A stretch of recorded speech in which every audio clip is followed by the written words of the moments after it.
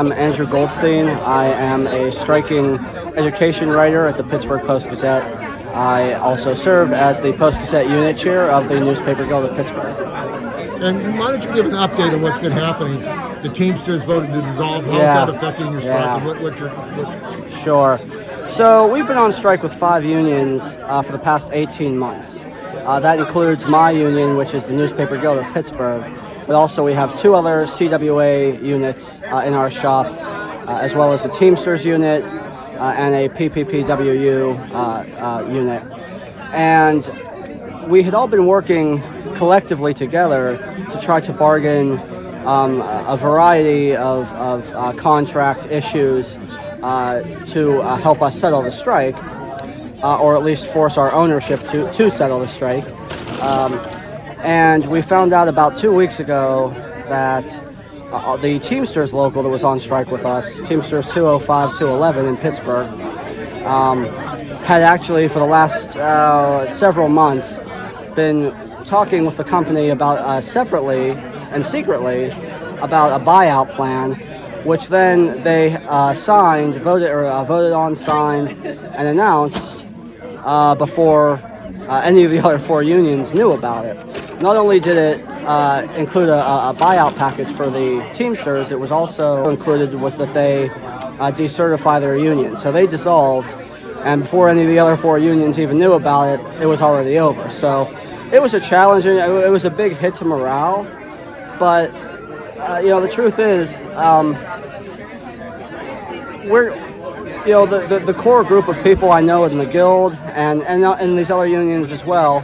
Even though it was a kind of hits morale, as I said, we're so hardcore and hardened at what's going on here at this point in time that we're ready to continue the fight regardless of what happens. And of course, just a week later, we have this great news about the NLRB pursuing a 10-J injunction against the Post Gazette for a number of these ULPs here. So we're very excited about that. The Teamsters, hopped off the ship at the wrong time, unfortunately. They say one day longer for a reason. If they would have stuck around 1 week longer, they might have been enjoined in our case. But now that since they don't exist anymore, there's nothing to really do about that. So. I'm Natalie Duleba. I am the local secretary of the NewsGuild of Pittsburgh.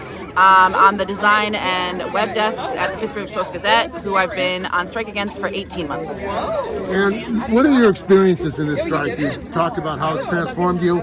Yes. Solidarity. What does it mean to this long strike? So a lot of what I've been doing is taking care of my fellow strikers, setting up safety nets, ensuring they have money to pay their bills, fundraising for that pot of money, and also just doing outreach, taking care of each other's mental health, and going out there on picket lines when we need to, going to actions when we plan them. And it's been a really amazing and challenging experience. I don't regret ever going out and strike. I've learned so much. I've grown so much as a person and a union member and a union leader now. And so it's really been an invaluable experience. It's just unfortunate that it's had to go on for so long because our employers have proven themselves to be uniquely resistant to following labor law. And they tried to take away your health care? Yeah, so they cut off the health care of our 4 sister unions, and that's what started their strike. And we followed them on strike about a week and a half later on our own terms, which date back all the way to 2017 when our contract expired, and they refused to bargain in good faith.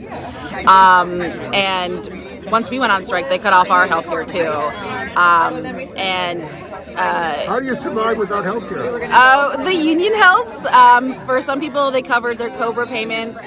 For me, like if I go to the doctor, they refund whatever I spent.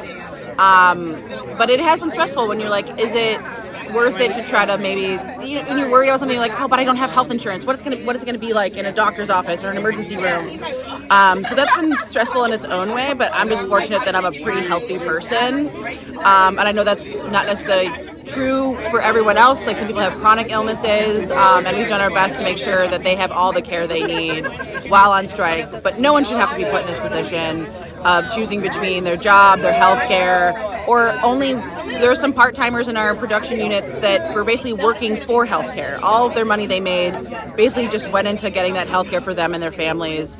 And we've been fighting against the blocks for increasing the healthcare costs but not covering them as they should under contract. We won a pretty big case against them where they had to repay about over $100,000 worth of overcharges. And in East Palestine, yes, people are losing their health care. Yes. So being on strike and has really allowed us to enter these communities that have been marginalized or ignored, or that they just didn't trust the PG to tell their stories correctly. And being on strike and working for the Union Progress has allowed our journalists to enter those communities and those spaces and really tell their stories that deserve to be told, and build these relationships that will last into the future. And I know that us being in the fight, not being paid for what we're doing, really builds trust within these communities because they know we're there because we care about them. It's not just for the paycheck. It's not just for the story. It's because, they deserve to have their voices heard. And the Teamsters, what happened? Well, the Teamsters took a secret deal with the company to settle any and all lawsuits or grievances against the company, take buyouts, and dissolve their union. So they're no longer part of the strike. We were all very upset about it. It was completely secret. It took us all, blindsided all of us. Did they get any support from their national union while they were on strike? I mean, I know the CWA is back. Yes. We've had a lot of support from the NewsGuild and CWA, but we didn't receive any donations to our for fundraising from IBT.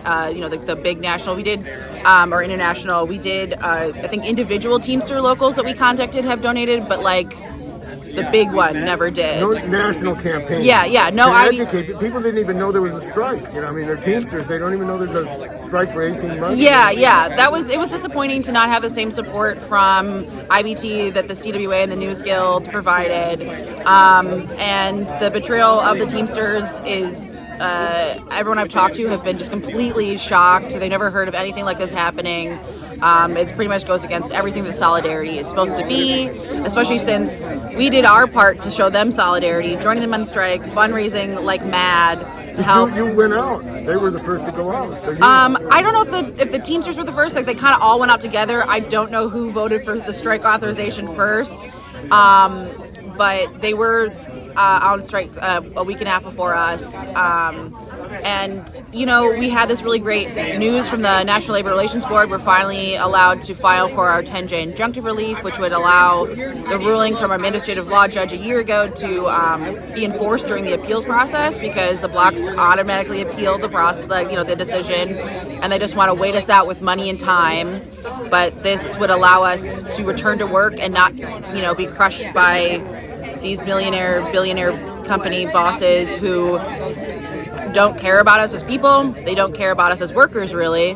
But it can this is a path forward getting back to the office. But the Teamsters won't benefit from anything about any decision for the 10J injunctive relief or for our, when we eventually win the appeal as well. Our decision will be affirmed, I'm confident. But they won't get any benefits. And it's happening less than a week later that they did their deal.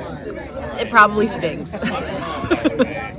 So you're going to stay out and fight? Yes. So what can CWA members, NewsGuild workers do to support you? So we have our strike publication, the Union Progress. Follow and subscribe. It is free. It's amazing journalism that our striking journalists are doing without pay. We also have our hardship fund that we're still fundraising money for. The fight's not over. We're near the end, but we still have bills to pay. And you can go to unionprogress.com/donate to get to there. A workers' paper. Yes, it is truly run by workers. We set our own hours. We write what we want to write, which is about Pittsburgh and the things in Pittsburgh. And it's really amazing to see how productive and calm and it's no one's burning themselves out just for the boss. They're burning themselves out. Yeah, well, maybe not for themselves, for the stories. And it's been very collaborative, and people pitching in and doing the work that needs to be done. You truly are getting out. You put in stuff, but you get so much more back. It's more than the sum of its parts. How about a national daily labor newspaper? Wouldn't that be great? Union Progress is all over the country. You know, Union Progress, you know, the Pittsburgh Union Progress, the Kansas City Union Progress, the Chicago Union Progress. Yeah, that'd be really great. We need to fight for that CWA convention. Yes, but unfortunately these things take a lot of money to get off the ground, and we've been fortunate that we've kept our costs as low as possible, and the CWA has bolstered us with SIF funds. So. Okay.